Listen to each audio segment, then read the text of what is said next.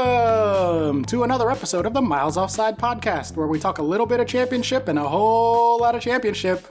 My name is Oscar Puente, also known as Free From Afar, and with me, as always, are my co-hosts, League One Player of the Year Johnson Clark Harris and Peterborough owner Darren McAnthony. Oh, Jesus Christ, this wasn't even the first version.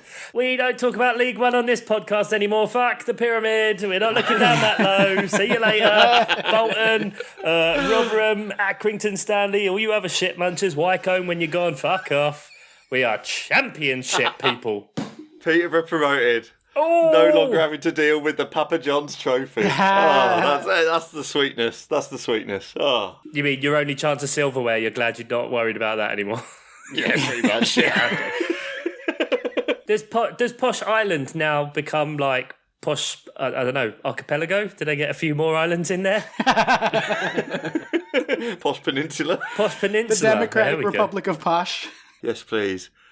Oh, my word. What an unbelievable game. We were playing Lincoln, who were the only team who could possibly usurp us from second place in League One. And, Sunderland had dropped away, which was lovely. But, yeah, we're playing Lincoln, and all we need is a draw. Just need a draw. All you need. And I've got the audio pass, so I can always listen to the radio commentary. And the radio commentary is always local as well, so it's Peterborough-based commentary. And we are 2-0 down at half-time. And I fear for my family's welfare, so I decided that I'm going to go to the gym and I'll just channel my annoyance into a run or something. By the time I get to the gym, the second half has started and we are 3-0 down. Just the three. And do I even want to listen to it? You know. So anyway, I start running, we get one back, there's hope. Then Lincoln balloon one over the bar from like 6 yards out. Classic Lincoln. Classic Lincoln. Those cheeky imps. That would have killed the game, and you think there might be hope. 15 minutes out, we score. It's 3-2, and I've got the Peterborough commentary in my ears. I've got sports news up on the treadmill, and they're showing the goals and the near misses and stuff, sort of as it happens. So as I'm listening to it, it's coming on the screen. I'm like, this is happening, and then 2 minutes from the end, Kent misses an open. He's got a free header from a corner, and he manages to put it wide. And I'm like, that was it. We've fucked it. That was our chance. He T-mo'd it. And yeah, entirely, yeah. And also, I'm sort of still running on the treadmill during all of this, so walking slowly. Walking, just above walking, and I'm celebrating every goal and commiserating every miss while on the treadmill. It must have looked absolutely ridiculous. And then 5 minutes into injury time, Sammy Schmodix just falls down in the penalty area. just falls. Well, because he's fucking knackered. They were all fucking absolutely. They were all dead on their feet. I mean, he'd been running for 94, right? So, like, that'll take it out of you. Exactly, yeah. And he just falls over, and the ref goes, "That's a pen." And I was like, "Yes, please." Was it not a pen at all then? It was the biggest dive or fall. You know, he barely touched it at all. Fantastic. It was like the rest of football Twitter's going absolutely insane about it, which is obviously delicious. Fuck them all. Well, exactly. Yeah, and then the balls on Johnson Clark Harris to he put it away with such aplomb as well. Imagine the pressure on that situation, because Peterborough are known as complete bottle jobs, as Chuck will tell you. And to have the balls to just put that in and not look like it's not even a worry. And yeah, I was absolutely going mental on the treadmill, still doing my jog, and my heart rate peaked at 184. It's a bit of a worry. Yeah, should probably see someone about that. But, yeah, usually 179 is where you're usually at for running. That extra 5 really was putting it on you. Always heart attack levels, regardless of the level of activity. But my word, what a day! And then I've been pretty much pissed since. So. For the good pissed for our American listeners, that means he's happy. Yeah, sorry, drunk. Yeah, I've been pretty much drunk since. Well, you can probably see the sunburn I've got as well, because we met some friends and running around the town, played some football, and And I just maintained a lovely level of drunkenness all weekend. So yeah, Very nice, very nice. Well, Emily, my good wife, the Dr. Emily, was very confused as to why I was screaming at my phone when nothing interesting was happening whatsoever anywhere around me on TV or anything else. And I'm just like, ah, ah, ah. the idea that you'd say to your American wife, "Don't you understand? Peterborough have just equalised against Lincoln." Pyramid! They're going up to the second division of English football. That's what, living the dream. All right, well, if you are joining us for the first time, we don't normally talk about League One this much, although we usually check in on Ian's team. And we categorically will not fucking speak about League One again. Ever again. If they go back down, Ian, I'm sorry. We're just never bringing that's them up. That's it. You're done. But that was 10 minutes then. We've done 10 minutes on Peterborough already. We're truly done. And there's fuck all else has happened in football in the last 2 weeks since we last recorded. Exactly. Big news. Well, if you are joining us for the first time, thank you. We're happy to have you. We're one American and two Brits. And we try to mostly talk about the Premier League, but often get distracted and sometimes check in on lower division teams. If you are coming back, thank you. We love you. Leave us a review, 5 stars, patreon.com/milesoffside or patreon.com/milesoffsidepod. One of those two. Ian will correct me in a second. And we'll kick things off as we always do with our very popular segment. Rapid fire news. Our top story this evening, Real Madrid defender Marcelo could miss the second leg of their Champions League semi-final against Chelsea because he has been called up to monitor a polling station during local elections. That's right, the elections for Madrid Assembly will take place on Tuesday, May 4th. The Spanish club are analyzing the situation to see if, quote, any regulations will let him travel with the team. But unless Marcelo is excused from his election day duties, he will not be permitted to travel, and he will miss that semi-final. Read as how much money does Fiorentina build? Exactly. Yeah. Madrid are analysing which officials they need to pay off to make sure this doesn't happen. Currently counting their dollars. Yeah, that's great. Go sit in a polling station. Why would he want to go play Chelsea? What's the point? They don't want to play in the Champions League anyway. So what does it matter? Yeah. All right, all snakes. They're probably going to get kicked out anyway. Marcelo, he can go make sure people are, Yeah, I mean, this isn't unprecedented either. Like this, there was a goalkeeper here that in 2019 he had to miss a match because he was given polling duty. That's basically like jury duty for our American friends.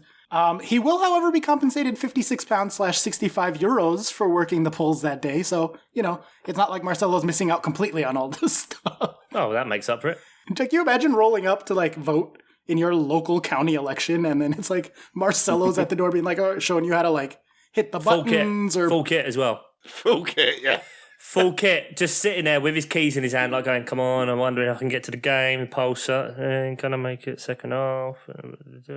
Why do you hate democracy, Marcelo? Why do you hate democracy? Yeah. Next story. Former England striker Alan Shearer and ex-France forward Thierry Henry have become the first players inducted into the Premier League Hall of Fame.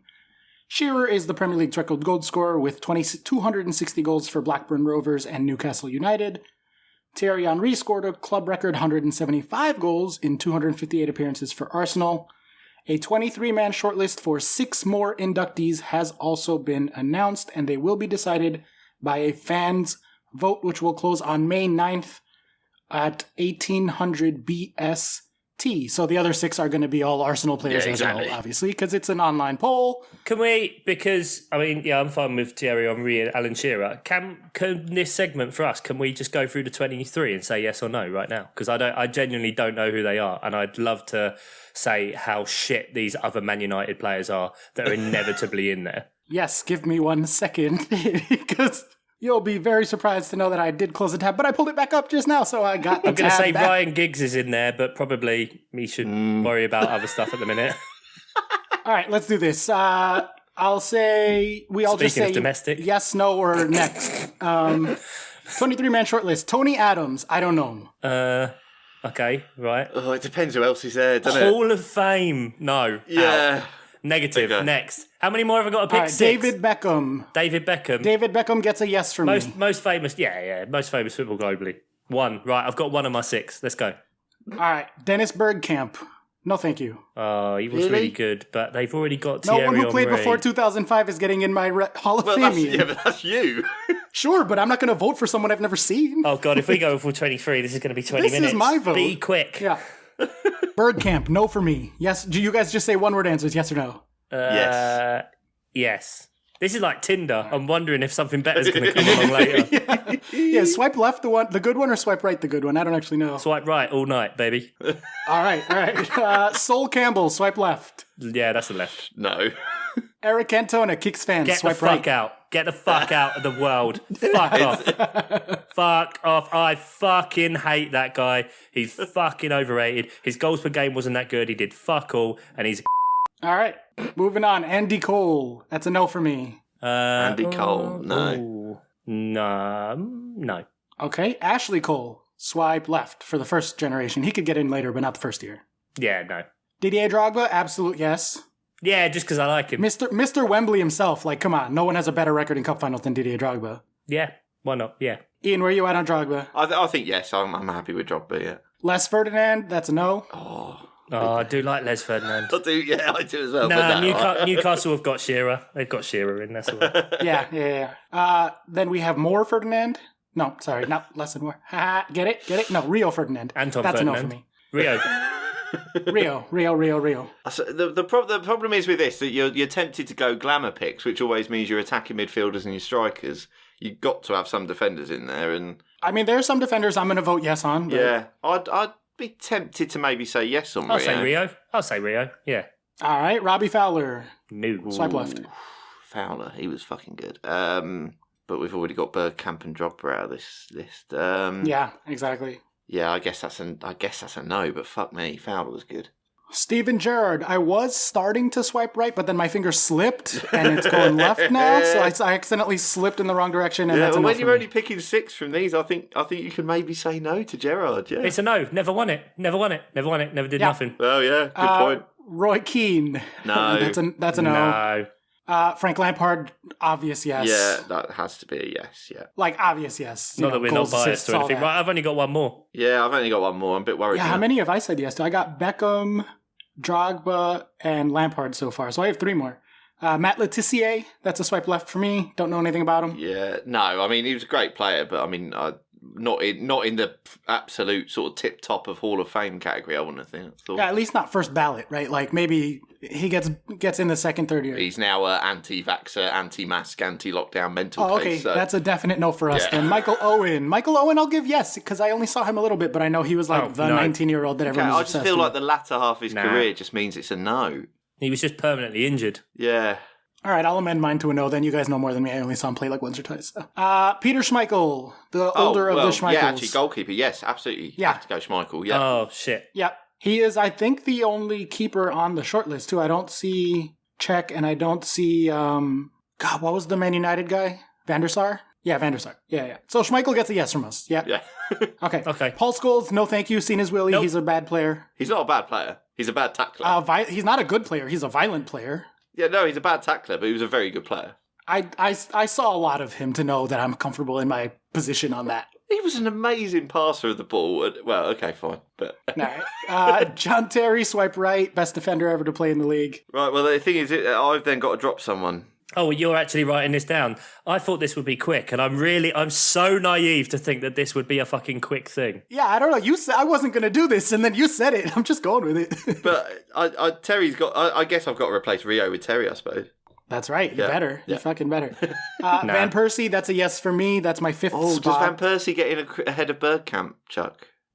Honestly, he probably deserves to get in ahead of Drogba, if I'm honest. But then you got all the titles for Drogba and the Wembley stuff, so I don't know. Van Persie was more talented than Drogba, as much as I love Didier Drogba and despised Yeah, Van mate. Persie. Yeah, mate. Oh, cool. Van Persie and Bergkamp. That. Yeah. Oh, I don't know. Yeah, that's tricky. Any 2 from them 3, probably. Yeah, fair enough. Vidic, I'm going to swipe no. I already got my defender. Patrick Vieira.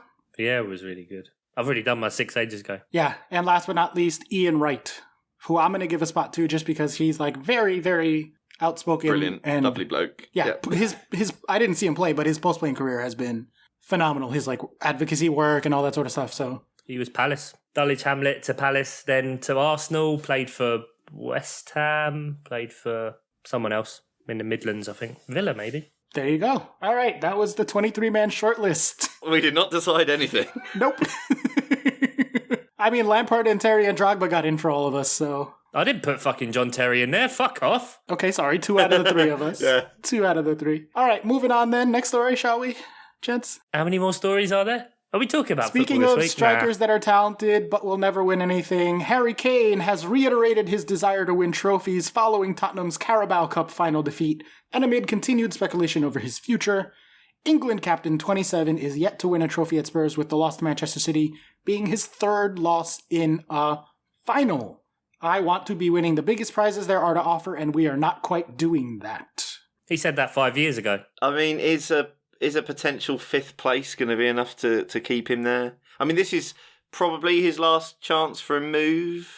I mean, a huge move. His contract runs out in 2024, but he is rapidly approaching his untransferable age. He's 27 now, so I would say he has 2 summers before not even Madrid or Munich think it's a good idea. I do wonder if Madrid learned their lesson at buying, someone in their late 20s with an injury history in Eden Hazard and are like, we're not going to do that again. No, they will. They will do it again, and they will do it again, and they will keep doing it again and again, and then wonder why. Why are we losing so much money? Oh, because we're paying injured people £300,000 a week and paying 80 million to transfer them, and then another 10 million because they won a fan-voted Player of the Year competition. Oh, genius. Thank you, Chelsea fans, fellow Chelsea fans, for that one. They need new negotiators. Sometimes it's confusing how some people got rich in the first place. Florentino Perez is one of them. Everyone involved in the Super League. There's this thing in economic theory where there's a market of goods or a classification of goods that are basically unsellable because of market conditions do dictate a price for them that is the right price, but there's no one that can afford that price. And that's coming up actually a ton in soccer right now. You look at the Spotify guy who was looking at buying Arsenal, right? I forget his name. Or Liverpool being another good example, right? The FSG bought Liverpool for 500 million or something like that 10 years ago, whenever they did it. And now it's valued at 3.3 billion, but who has 3.3 billion to buy Liverpool with? So it's yes, this is what they're worth, but there's no one that can afford that, but it would be a loss for the person who owns it to sell it for less, so to speak. Yeah. Wilfried Zaha is actually a perfect example of this. He's Stuck. Yeah, exactly. And I do think Kane's going to be the same. I think he's going to be the Zaha of Spurs. Because he's not going to go, no one's going to give him however much he is quote unquote worth. And he's not going to take a pay cut or anything like that to go. So he's just going to end up playing out at Spurs, every 3 years losing a final, I think. I did enjoy Ryan Mason sort of saying that we don't need to finish 4th or whatever to keep Harry Kane. And I'm like, Ryan, you're going to have absolutely no say in these negotiations whatsoever. Just don't worry about it, mate. It's not on you. This is not going to concern you at all in 6 months' time. Just don't worry about it. You won't be there, or you won't be consulted, or whatever. But yeah, Ryan Mason reminds me of when a random town in the Midwest elects a dog as mayor. And then, they take a picture at the inauguration, at the swearing-in ceremony, and, the dog's wearing a tie, and it has, the biggest smile on its face. Yeah, exactly. Holding, quote-unquote, holding scissors, cutting the ribbon to the town hall, or, I don't know, whatever they do with dog mayors in Midwest towns. And I'm just, I'm picturing Ryan Mason sitting there with a big, goofy smile on his face, wearing a tie, being I am mayor. I'm mayor of town. Really, it's Kane and Lloris pulling the strings. Yeah, exactly. Whoa, how does that dog govern? And if you're from a town where your mayor is a dog, please write in. Right. We're very curious. I'm very curious about the logistics. What is this? I know what I was going to say. Spurs, because we never mentioned this. Obviously, with the new Super League, new UEFA Champions League, whatever. It's not the Super League. Super League Light. The Conference League thing starts this year. So can Spurs win that? Maybe. Well, aren't Spurs going to get into the Champions League even if they don't make top 4 because of the 2 coefficient spots or whatever? Oscar. No one's got time to look up the rules. Yeah. No one's got time to read that. I'm pretty sure under the new rules, the Big Six would be in no matter where they finish. So yeah. Speaking of, actually, I guess that's a perfect transition to our next story. All things related, Super League executives at clubs involved in the failed European Super League have been forced to resign from advisory roles at the Premier League. The move is a consequence of the so-called Big Six attempting to set up a league, which drew widespread criticism, blah, blah, blah, blah, blah. So Man United's Ed Woodward, Liverpool's Tom Brunner, and Manchester City's Ferran Soriano have all stepped down from Premier League Broadcast Advisory Group and other strategic advisory groups, as well as Arsenal Chief Executive Vinay Venkatesham and Chelsea Chairman Bruce Buck all have been forced to resign from positions. Do you think that is the only punishment that the clubs will face? Or do we think that there's going to be more? What punishment is it? They took them off like the committees making decisions. Okay, so I'm sure that they won't still have phones, and because a backdoor deal has never been done in the history of the world, is it? They'll have other people to lobby for them, and they'll find ways to do it. Well, I don't understand what the punishment is for any of this, for an attempted sedition from the league, where they say it's all this strict, where people are talking about. I mean, we'll go into it in a bit because we're probably not going to talk about fixtures this week, guys. Face it, at this point, we're about 45 minutes in it now, and we don't care. Spurs won 4-0. What? Nothing means anything anymore. I'm not talking about Spurs winning 4-0. When they're talking about a load of people breaking into a stadium, and obviously, there's the ensuing violence or whatever, which we, of course, deplore that kind of thing because it just went too far. But they're talking about docking Man United points for that, but not for trying to tear away from the fabric of football. I don't know. Well, it just seems like there's no real punishment to any of what actually happened in the Super League. And there won't be none because it's all money. And that's fine. It is what it is. I don't know, man. I think there's a pretty big difference there. Just to intro this story, I guess, for anybody who didn't quite know what we're talking about, Man United's Premier League game against Liverpool was postponed after about 200 fans broke into Old Trafford in protest of the Glazer family's ownership as a consequence of the Super League and all that sort of stuff. Oh, we want new billionaires. Our billionaires don't pay enough money. Exactly. Police did say that 2 officers were injured during the protest, and it is the first time that a Premier League match had been postponed because of fan protests. And to me, that right there is the big difference, Chuck. Like, you're saying these clubs tried to do sedition, tried to blah, blah, blah. Like, that's crimes. That, first of all, not even a crime. But even if we want to sort of, like, compare that, like, that's something that happened on paper in front of a computer screen as opposed to, like, these people, like, physically attacked 2 police officers. Like... And there's criminal proceedings for that. So therefore, it's a criminal act. So there's... You know what I mean? So if you're trying to say that the thing that directly related to football and solely about football and the structure of the leagues does not deserve a football-based punishment, but a thing that was outside of that, which someone today was arrested and charged, I believe, a 28-year-old, I can't remember the name or anything, because people were kicking police officers and whatever, because that's what you should do. That's how you achieve your goals or whatever, you fucking dickheads, to attack innocent people in these kind of things. It's the wrong way to go about it. But I don't believe that, the criminal proceedings and the criminal case is there. But then to have the other aspect, it just doesn't really wash with me. I don't think there's any... I mean, we said so at the time that there'll be no repercussions for these teams, and I don't think there will be repercussions for the Super League stuff. But the only thing I've really heard is they're talking about putting in new laws and new things and new agreements in place in the structure of the league that says that, like, if you ever try anything like this again, you are kicked out, full stop. But no, they won't. That's ridiculous. You don't think that'll go through even that? No, because they've already said what the punishment is for the thing if you do it. So they've done it. They've not received the punishment for the thing. So it's like, wow, if you do it again, we're going to do another punishment. They won't care. Because if the idea is to form a Super League where you don't have to worry about fuck all else, you can take everything onto yourself, market it yourself, make the money. Why would I give a toss that I've been kicked out of the league? From the owner's point of view, they don't give a fuck about any of it. They don't. That's the difference, and that's why the weird thing is that you have to protest about not wanting the Super League, but you have to protest about the owners, and they want different billionaires, and it's like, right, so this guy that runs Spotify is going to come and save Arsenal Football Club. Maybe he should save the artists that he should probably be paying a bit more money for what they're providing at the minute. They've got their own things. You can't see a different billionaire as the solution to your problems and want money and not see that something like the Super League is a symptom and a byproduct of that, because it's all just business. But there's going to be no punishments. It's whatever. I still very much fundamentally believe that a Super League or something like it will happen eventually. They've already essentially got it on by the Champions League reforms. It's they're solidifying their power in UEFA anyway. And I think it's going to be a while before a genuine breakaway league is suggested again. It's going to be a long time because fans, this Man United protest, the Glazers took over Man United, 16 years ago?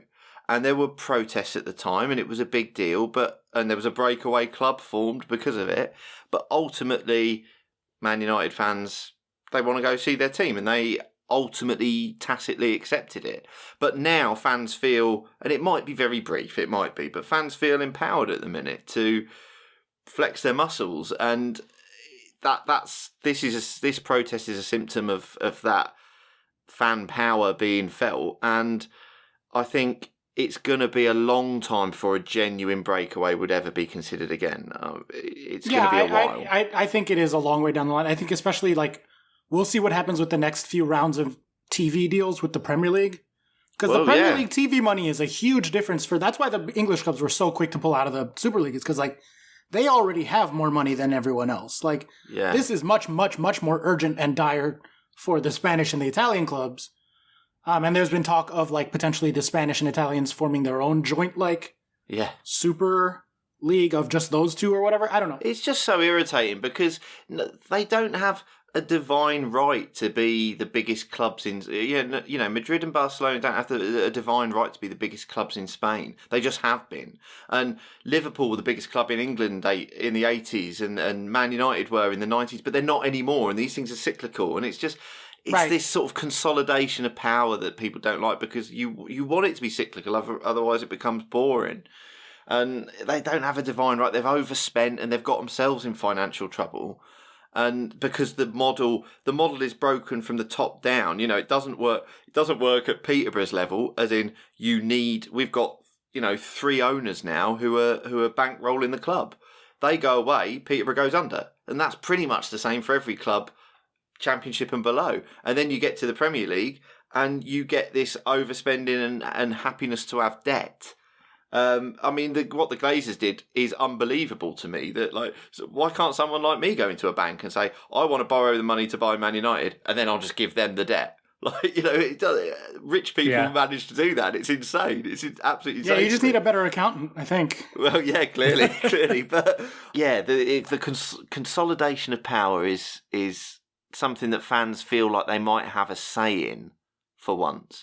But even the Premier League deals, the TV deals, they're talking about, instead of doing a new auction, they're talking about rolling the TV deal over for another few years and not opening it up to an auction. And they're doing that because the value of the product has potentially gone down.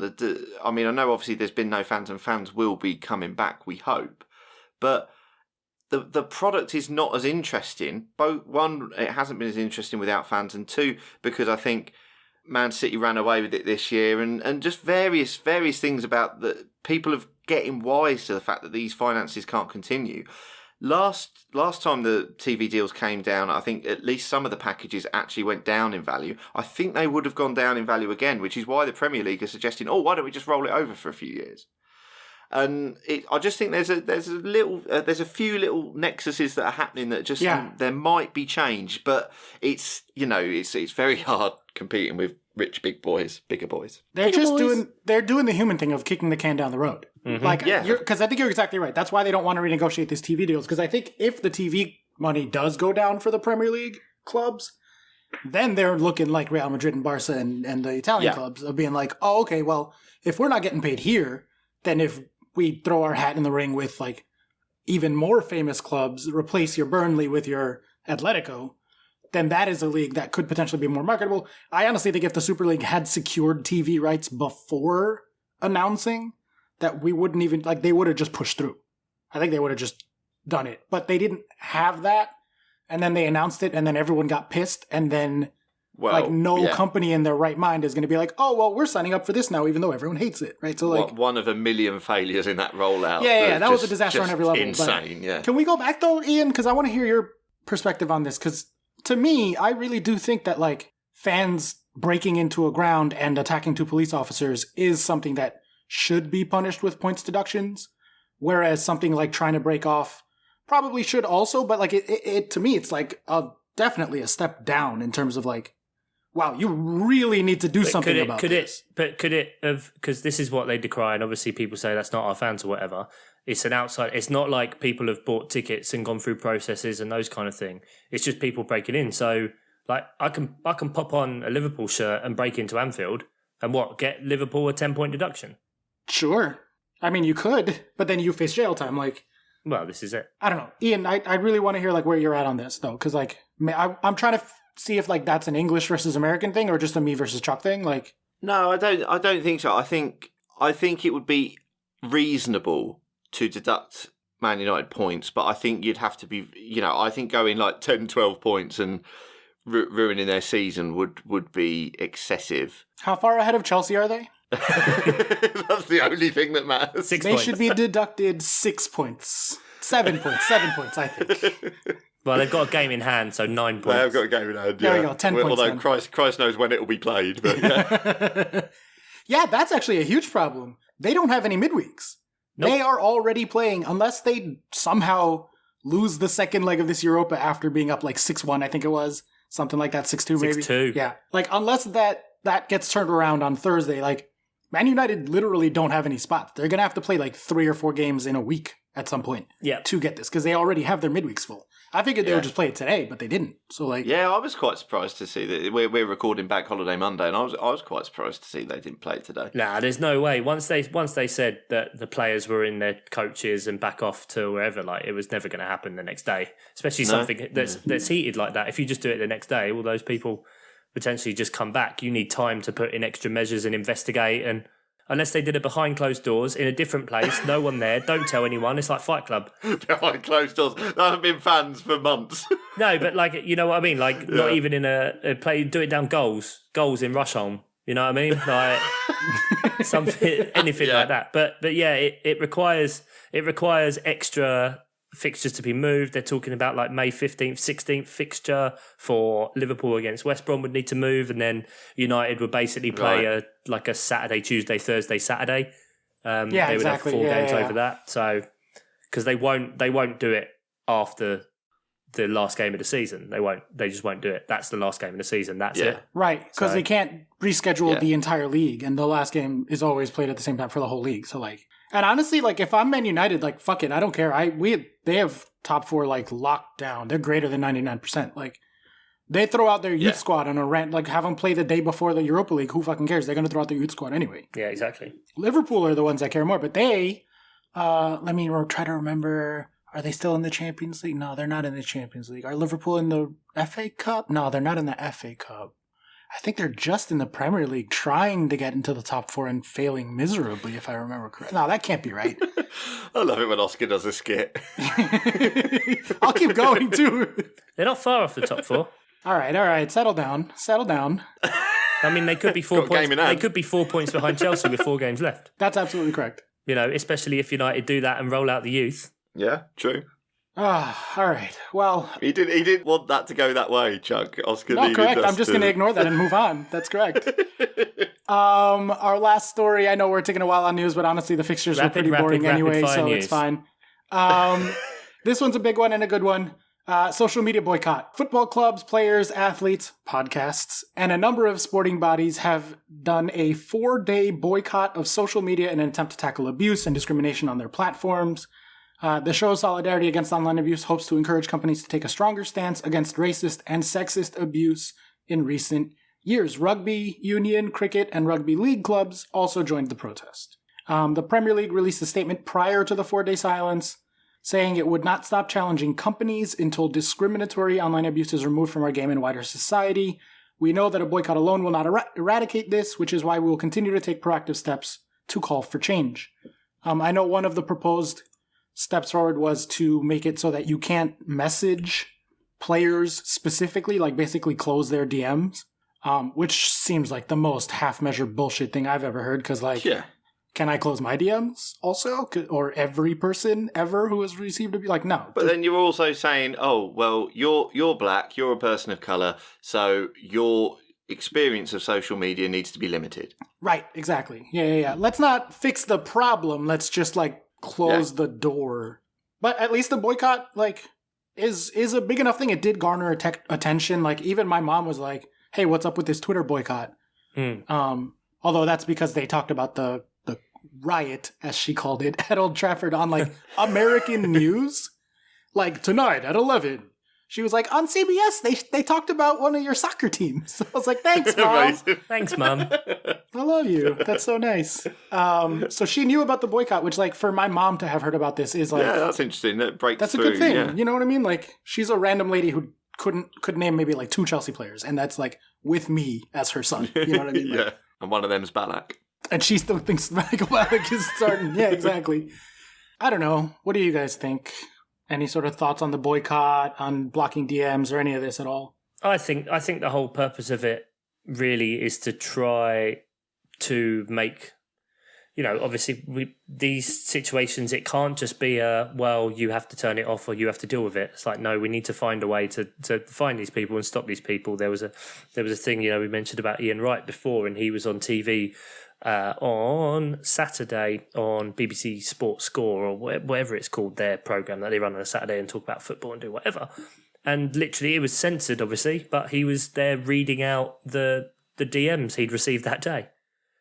And he's like with Alan Shearer, and Alan Shearer's, absolutely shocked. I'm sure he's heard it before, but he's on camera there. And you're like, the whole point is it has to stop. And so, like anything, it seems to be that, you silence it and you stay off social media and you do it. And, we've played our part in that in whatever small way we can. But it's to try and hit their revenue, I guess, is the main thing. These clubs have tens, if not hundreds of millions of followers on these accounts. And so if you're cutting off that because, you're not happy with what the content provider is providing, and that's the way to make them stand up and take notice, is that you hit them in their advertising revenue and such, because they're simply not reaching those accounts. That's what has to be done. And it's sad that it is still the case that with everything, it has to come down to, well, once we hit you with money, that's when you're going to take action on it. But it's... Look, if it's what needs to happen and what we could help support with to try and make this change, then by God, I'll fucking do it. Well said. Couldn't have said it any better myself. Which means that I guess it's time to move on to the fixtures, or some fixtures, or at least some vague soccer storylines. Not to talk about specific fixtures. I don't know. What fixtures? Southampton went down to 10 men and didn't lose 9-0 to Leicester. Yes, exactly. Progress. Friday, April 30th. Progress. Mr. Simpson, please cue that jingle. Just been a while since we heard the jingle. It feels so good, right? Oh, that jingle feels so good in my heart. My gosh, I had missed it. Southampton 1, Leicester 1. Southampton 0.9 to Leicester's 2.5. Leicester dropping points are now only 2 points ahead of Chelsea in the race for top 4, although they together are pulling away a bit from the other teams, the rest of the pack. Leicester are still 81%, so not particularly worried, at least according to 538. But if Chelsea do beat them in their game, then Chelsea will take third spot, and Leicester will then be the team on the quote-unquote bubble. Potentially some worrying signs there. I guess we can then take that as well in combination with the Chelsea match. We had Chelsea 2, Fulham 0, Chelsea 1.8 to Fulham's 0.3. Chelsea's stellar defensive record, not conceding more than 0.4 a game, is continuing on for the most part, unless your name is West Brom. Yeah, just that one. Just the one. Just that 5 goals. Other than that, it's been pretty fucking ridiculous. Chelsea very much on an upward trajectory, and Leicester kind of on a downwards one. But nowhere near as bad as their... It was nowhere near as bad as the slide last year, no. Yeah, well, exactly. There's still time, though. There's still time. There's still time, but a lot has to happen. I think if, you're saying the amounts, just looking at the scores, just looking at the points at the minute, you're kind of effectively Leicester and Chelsea are in the same position for the chasing pack. Like if you catch one, you're probably catching both at this point, if you see what I mean. Like it's so tight. Well, the fact that Chelsea plays Leicester makes that tougher, because then one of those is going to get points that week. It's not possible for both of them to drop points. Yeah, but it's still 7 points. It's 7, unless, West Ham are winning at the moment as we record, which would put them in 58. So Leicester have got a 5-point cushion on West Ham at the minute in 5th, who would go above Tottenham again. Yeah, it's really important that Leicester beat Newcastle on Friday, because the 3 fixtures after that are Man United, Chelsea and Tottenham. Oof. Okay. If they can get themselves another 3 points against Newcastle, then they can potentially afford to drop some points, which let's face it, those 3 fixtures, they are almost definitely going to drop some points. So, yeah, winning against Newcastle, pretty essential. And then I think they're probably in relatively good shape, certainly compared to last year. So, yeah, I think it's good. I mean, this is exactly the sort of thing, I mean, I know you're not going to like this necessarily, Oscar, but this is exactly the sort of thing why the Super League is anathema to people who want the competition to stay as it is, because Leicester City can get into the Champions League, which was unthinkable sort of 6-7 years ago. Yeah, I mean, they're 80% right now. Chelsea are 70%. Next down is Liverpool at 30%. Then West Ham and Spurs split at 10%. So, yeah, they're looking pretty good for it. That last day against Spurs, Leicester, if they lose to Chelsea and Spurs are only like what? I would guess they would be 2 points behind them at that point. Is that right? If like Tottenham win out, 4 points. Okay. So that Tottenham need Leicester to drop points against Chelsea and one other team, basically. But that's very possible with the fixtures they've got. So it could be an exciting climax with the top 4, definitely. We've not got any fun things to root for anywhere else. Relegation's settled now, isn't it, with Fulham, West Brom and Sheffield United. So how dare you, sir? But mathematical. Yeah, it's not over, man. West Brom are only greater than 99%.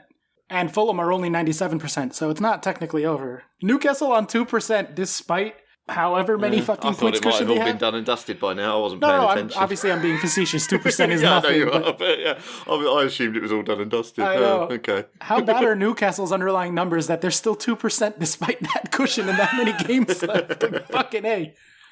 Actually, unexpected points. Sorry, Fulham and West Brom. I didn't mean to prematurely relegate you there. Apologies. You have that problem. I heard that about you. The Super League thing, I thought about this. I forgot to ask earlier, Oscar, and it doesn't have to be a long thing. Yeah. Would you prefer it because you say about the teams you play and whatever, and you don't want to, and X, Y, Z? Yeah, I mean, I play it up for the podcast a lot, but I know there's some truth there. Don't fucking interrupt me. That's my shtick. I would sense that the main problem with that is like the group stages. So what if like the Champions League was just 64 team knockout competition? That's it. Oh, get it in. Yeah, get it in my veins. Or like 128 team. So like literally if you won your league in your country in UEFA, you're in it no matter what.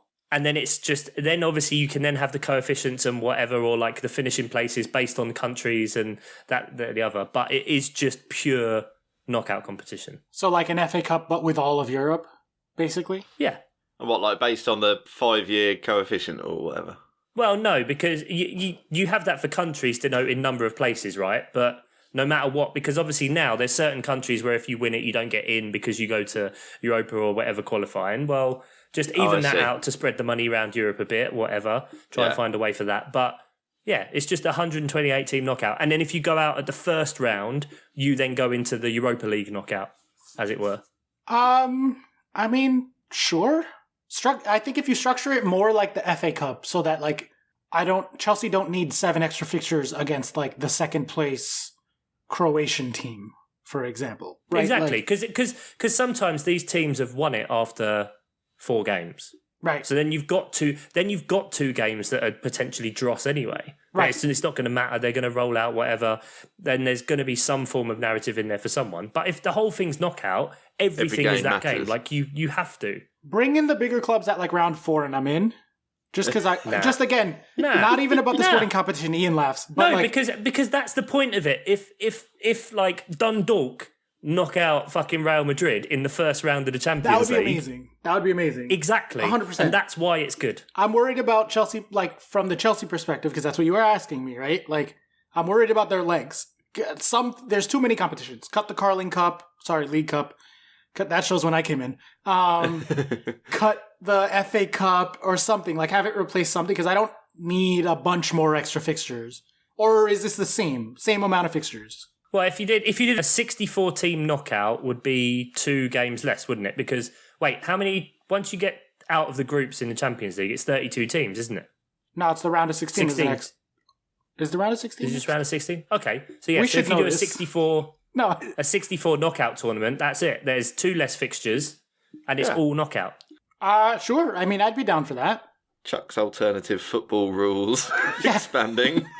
If they lose 4-0. My thing is, I just want to watch Chelsea play famous, cool, good teams with famous, cool, good players. Like, I don't particularly care about, like, the context of that. I love the Champions League because it's the most, like, prestigious trophy or whatever. But if they got rid of the Champions League and made it something else, I would just buy into that instead. Like, but again, I just want to watch Chelsea. Like, but I don't think we touched on this necessarily when we talked about the Super League. But do you not think if you're playing Real Madrid and Barcelona all the time, does it not lose some of the luster, some of the appeal of that? No, not at all. But how do you know? Because I get excited when Chelsea play Arsenal still. But someone's always going to be the Burnley, and obviously everything goes in cycles. And some team, and I don't mean that as in one team's going to be the whipping boy or whatever, but they're like, just because they're the best players doesn't mean they're going to play exciting football. Like it's going to be attritional and whatever. So that's why I think in a league format, it's more likely for that as opposed to a knockout format, which is more fun. I'm not delusional. I don't think that every single time Chelsea play Real Madrid, it's going to be the most exciting thing. Look at this Champions League semifinal. It was a pretty fucking boring match. Like, that's a good example of that. But like, it's not like people don't still get excited for the Manchester Derby every year. No, but it doesn't have the same level as a European. No, it is the same thing. That's what I'm saying. We see it twice a year every year, but we're not tired of it. We still get super fucking hyped up. I don't care if I saw Chelsea play Bayern Munich every year, twice a year. I would still be super fucking hyped up about it. Like, but I don't think people do get as hyped up for a Manchester derby as they do Liverpool, Real Madrid, and a European night. I don't know if that's the case because it happens so rarely that it's a special thing. I guess in a league structure versus a knockout, like you're right, I guess. I never really thought about this, so that's an excellent insight into my own psyche, Ian. Thank you. It is exciting that it's knockout, so I guess Chuck's sort of suggestion is similarly along those lines. Like, there is an element of like, oh my god, I'm so nervous. We have 90 minutes to beat Bayern Munich, and if we don't, like, that's it, season over. And you get less of those moments in a league. Like, you get less of that in the Premier League, even though some matches are, Chelsea playing Leicester on the next to last weekend, or Leicester playing Tottenham on the last day, potentially for 4th place. Like, that is exciting, but in a league structure, there is just less of that. So I'm right, basically. Yeah. We can move on to next fixture. Done. Let's move on. Right, Palace was really boring. Actually, we were attacking for a while and then conceded 2 goals, whatever. Brighton fucking won. Brilliant. Everton Villa, anything happen there? No. Didn't see it. Arsenal scored against Newcastle, who cares? And Tottenham scored 4 on Sheffield. Big fucking whoop. Oh, you scored on Sheffield. Very exciting. Great Tottenham.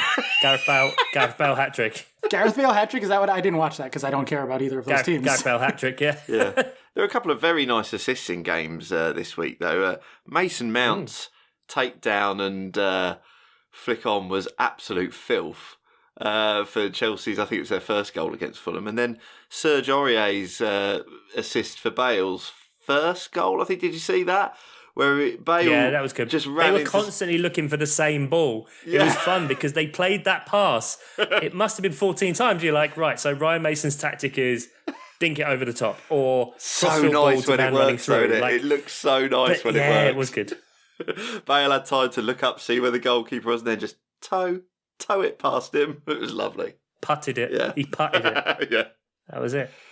Anyway. Yeah, so that's it, Jeff. And then the W Derby was 1-1 this afternoon, earlier today. And West Ham are beating Burnley 2-1. So there you go.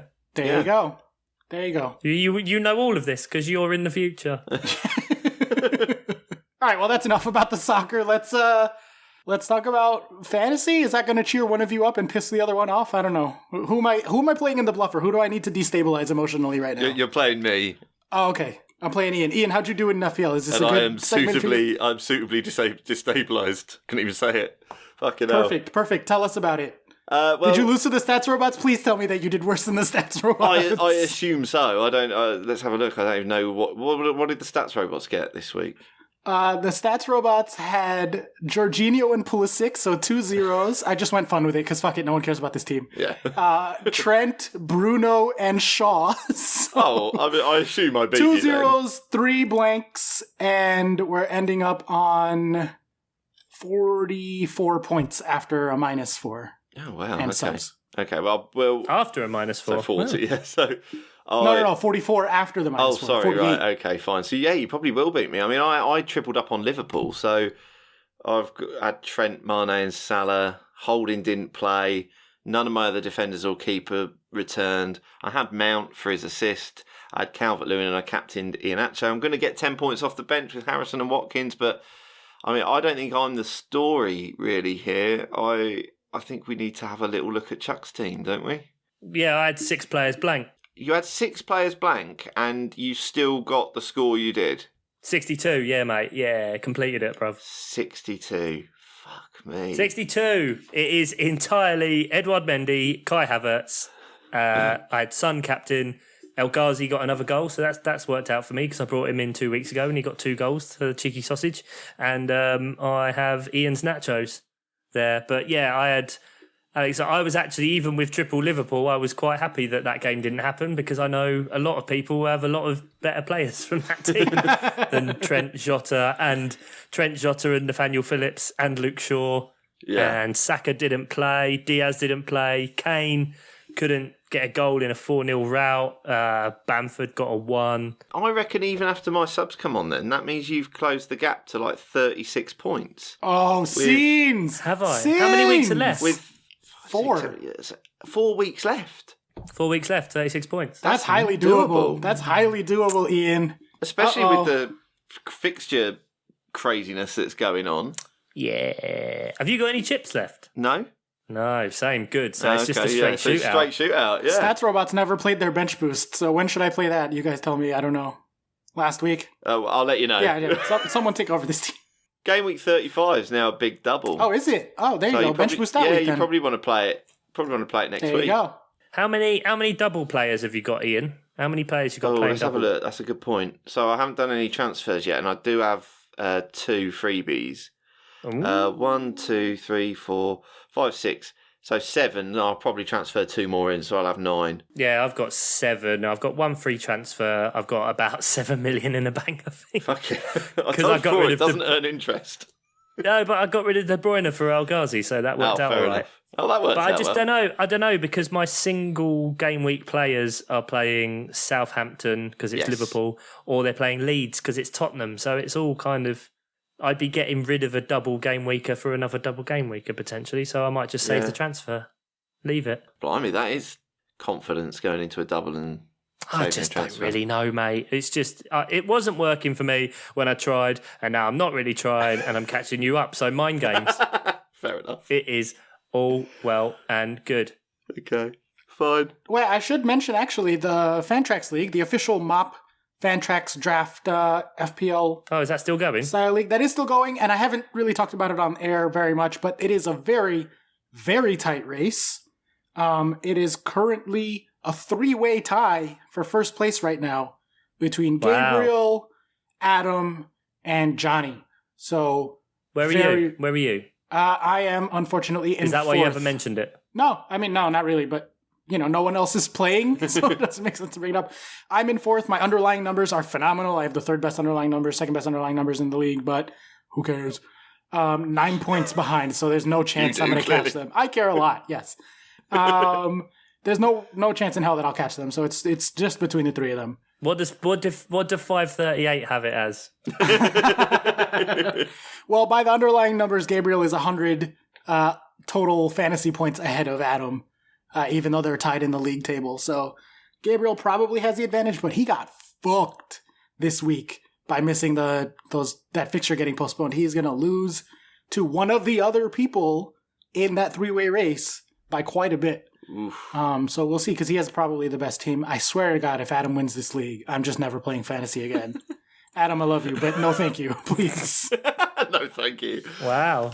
Is fantasy going to be back to normal next season? Is everything going to be back to normal next season? Can one of for you guys football? play in the draft league? It'd be more fun for me. I love our listeners. I love our friends. Yeah. But, I want to I'll talk shit probably about do it. Yeah, why not? Yay. Even if you quit after, I'll lose interest after a few then weeks. just give me all your good players. Yeah, It'll be it's fun. It'll be fun. No, never. Right, let's do the bluffer. Well, hang on. Oh, Very nice. yes. Before we go on to the bluffer, you didn't Right. think you weren't going to get away with this. It's time for another edition of Oh, God. Chuck Bailey Investigates. Right, okay. Uh-oh. It's a good job I didn't delete the Crime Watch music.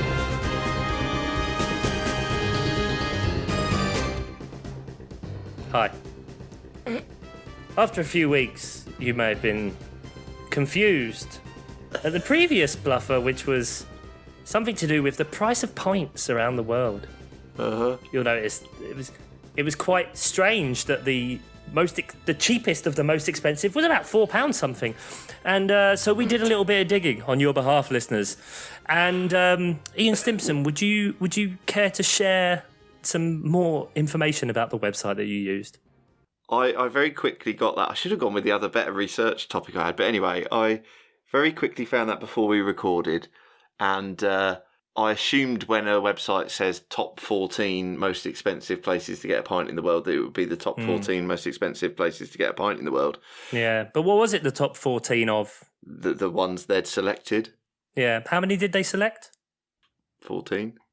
Yeah, it was about 30, wasn't it, mate? I didn't know this. There's about 30 cities around the world of a short list of a fucking thing. And this is twice. This has fucking happened to me. I just quite like it if you two could just put some fucking effort in. Because this is, I put hours into this. Hours. And you come in with your arbitrary shit, and both times, so I'm right into the Court of Arbitration for Sport. Okay. I have written to UEFA, and I will get an answer within 5 to 7 working years. And I'm not happy. I'm not happy. Ian, and, what are the season scores right now, Ian? What are the standings at? The standings are currently at me with 11 points, Oscar with 8, and Chuck with 7. How many episodes have we got left? We've got 4 episodes left, of which Oscar's got a roast. Oh, Ian's won. Right, well, that's out of order. Give me some. I want one of Ian's points. I'm happy to transfer one of Ian's points to Chuck for the sheer audacity of picking those points. Why? Because it's your failure in due diligence, mate. Correct. Well, Oscar didn't lose a point when he did No, his... my list was actually fine. Oh, we're getting to that. No. My list was fine. It was correct. That's fine. That's a separate. No. So I think I'm on 9, Ian's on 10, and Oscar's on 7. So you're just going to engineer this entirely so as I can lose? Narrative. Okay, well, it's because I'm the people's champ. That's 3 of us. Let's put it to a vote. How many of us would like to take a point from Ian and give it to Chuck? This is not a democracy. So the standings are now 10-8-8, and we can continue. Chuck, go ahead and take it away for this week's Bluffer. We need. Well, now, Ian, you can do the music for the Bluffer. Yeah, that's right. Oh, good. You're welcome.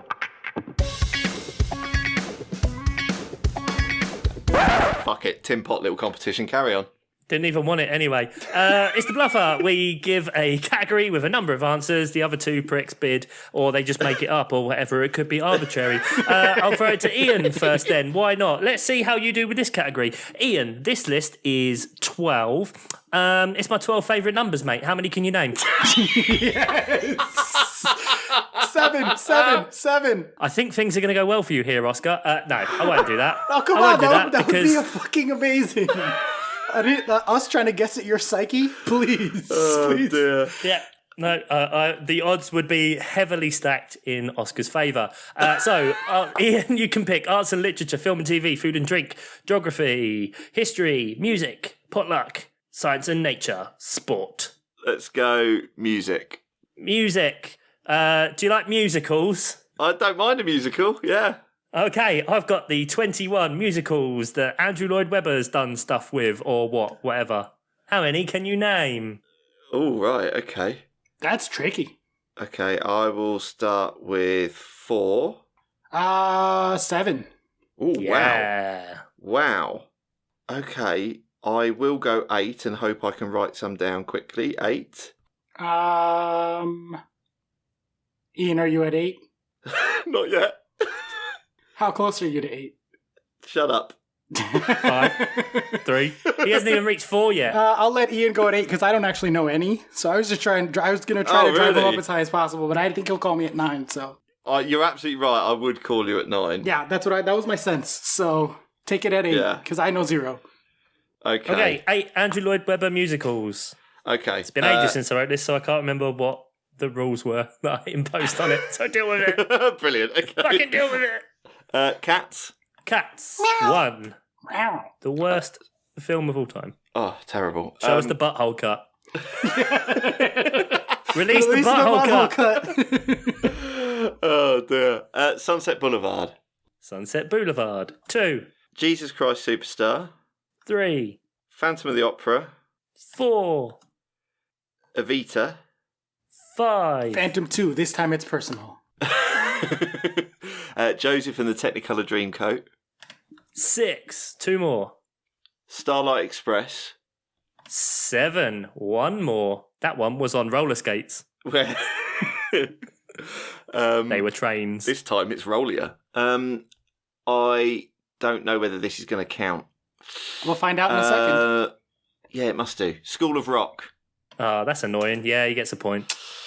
Boo. Yeah. That was one. I thought Oscar would give it away there because there is a Phantom 2, which is Love Oh. Never Dies. There is The Likes of Us, Jeeves, Tell Me on a Sunday, Song and Dance, Cricket, Aspects of Love, Whistle Down the Wind, The Beautiful Aspects of Game, The Love. Woman in White, Love Never Dies, I said. Then the recent ones, The Wizard of Oz, Cinderella, and something called Stephen Ward.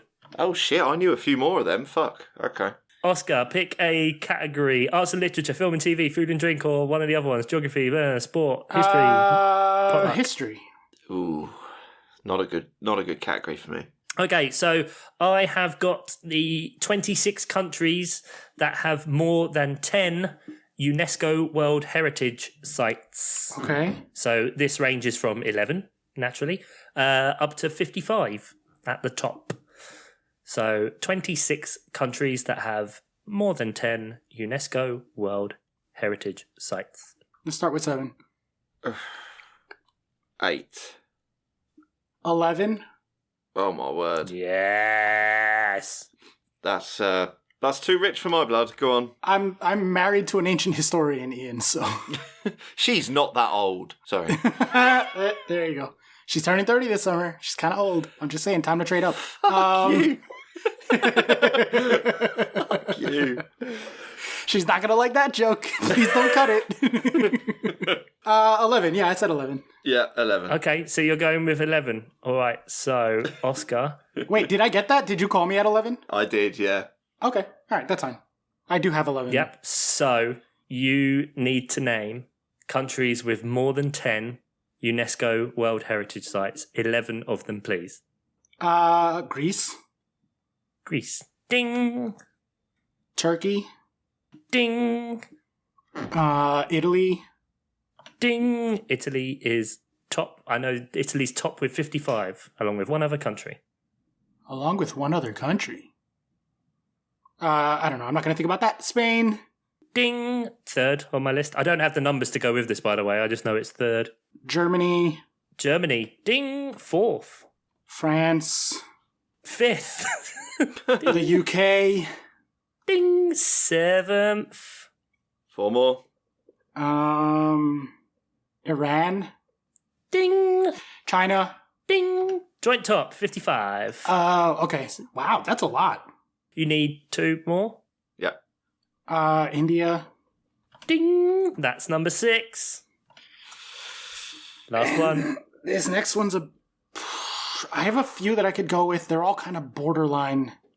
I'm going to say Peru. That's got to be. Ding. Yes. It's right at the Well bottom of the taken. list, but it's close. I thought, especially after you... What other ones are on your list that are maybes? The US and Mexico both.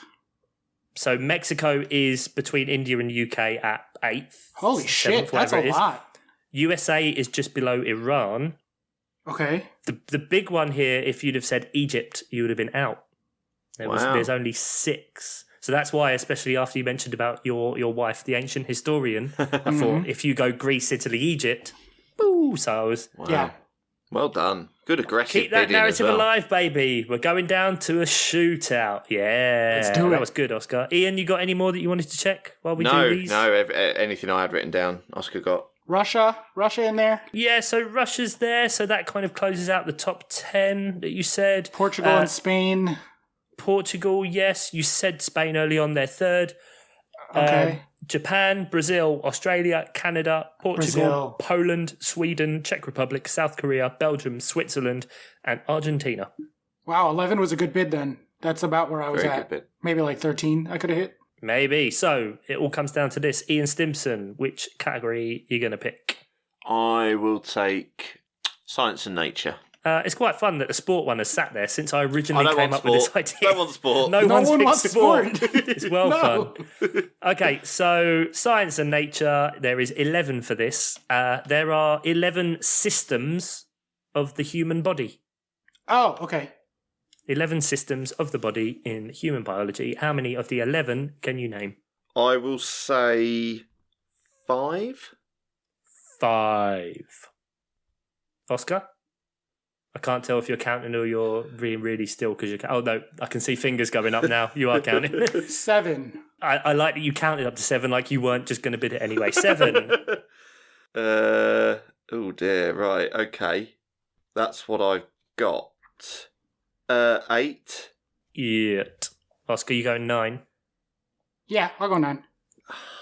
Balls. Ooh. Is that one? It's part of it. It's part of one. Yeah. No, I'm out. He's going out right. Oscar, so big boy bid. 9 out of 11. That's a hefty percentage.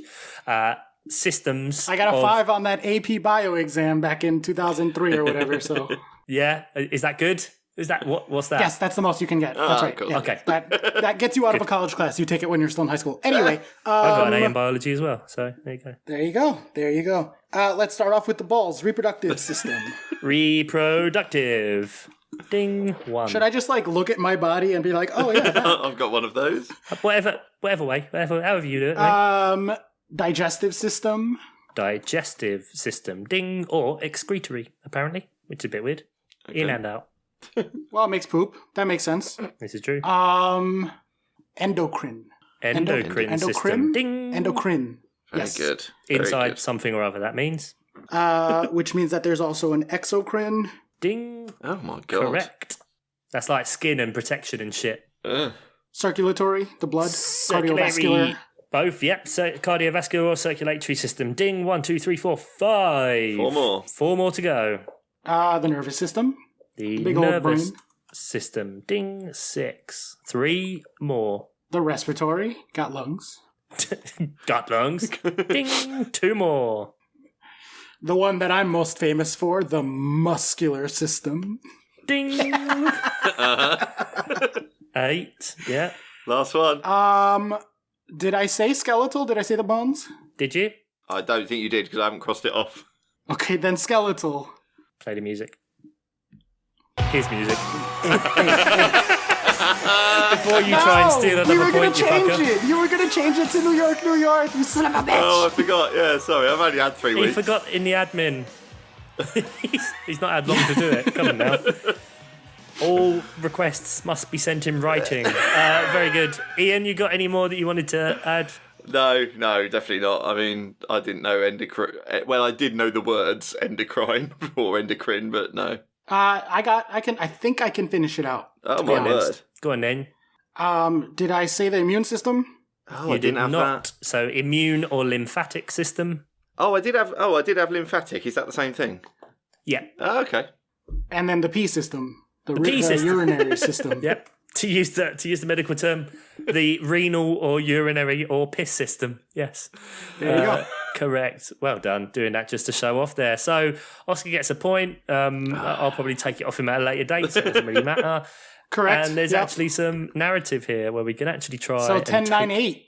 Ian I'm down. not happy about this. I've put it in the notes app, but not happy about this. So what's my... Hang on, now is Oscar on 8 if I took a point off him as well? I should be on 9. You didn't take a point off me because my Should've. list was correct. No, it was a Your correct list wasn't correct. It was some bloke's list. I resorted it. I took his original list that he had put and then I resorted it by the actual thing that I said. So I wasn't wrong. Anyway, It's 8, 9, 10. Chuck's on 8. I'm on 9. Ian is on 10.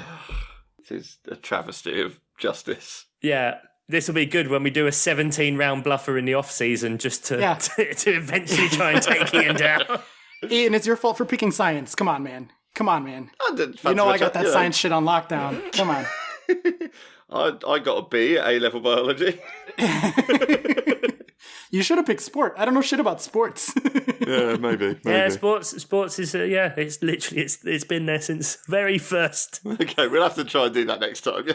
Did this document, the only category that's never been picked. All right, so that rounds off the Bluffer fixtures. Another Friday game week, and there's fucking loads of them, and we'll record halfway through again. So we kick off 6:30 FPL deadline, Friday the 7th of May, Leicester versus Newcastle. Then Saturday morning we got Leeds, Spurs, Sheffield United, Palace. Big game, Man City, Chelsea. Because of the fixture that hasn't been played, City can wrap up the league there. Liverpool, Southampton, the Academy Derby. Then on Sunday the 9th of May, Wolves, Brighton, Villa, Man United, West Ham, Everton, Arsenal, West Brom. Monday the 10th in the... Oh, God. Fulham Burnley. Monday Night Football. Come on, yeah, Fulham Burnley, big game. Everyone watches it. Then Southampton Palace. Palace play twice in a week. Brilliant. We had like 4 weeks off with nothing. Then they all come along like London buses. Man United, Leicester. As we said before, big game for the narrative at the top. Chelsea, Arsenal. God, if you lose that'd be embarrassing, wouldn't it? Aston Villa, Everton on Thursday. Oh, he still gets excited for Chelsea, Arsenal. Remember? I do. Yeah, it's true. I do. You shouldn't. And yeah, we mentioned before, Chelsea play Real Madrid. There's the Oil Baron Derby. We're not in that one. Yeah, but PSG, Man City is... I guess. That's more the state-sponsored derby. Operation Longbow Derby. I will gladly take a loss to City in the league, that given that we beat them in the FA Cup semis and we might get them in the Champions League final. Like, if we take 2 of those 3, I want the league one to be the one that we lose. So, like... Because that's how it works. Yeah. Well, famously. it's unlikely we'll beat them 3 times. They are the best team in the world, even if we are the second best team in the world at the moment. Are you? Okay. We are. Well, Yeah, that about wraps it up genuinely. then. So, should we get out of it? Oh, he's played the music. Brilliant. He's done it. Well done. He did it before I asked to fit in. So, thank you. It's been good to be back. Be nice to each other out there. Punch a racist in the face if you see them. Say goodbye, Oscar. Come on, Chelsea, into the Champions League final, baby. Not going to happen. Real Madrid going to get it with or without Marcelo. Say goodbye, Ian. Peter, definitely in the Championship, though. Oh, champions, not league. And thanks, Nate Whittam, producer, girlfriend, haver, protector of the realm. Bye.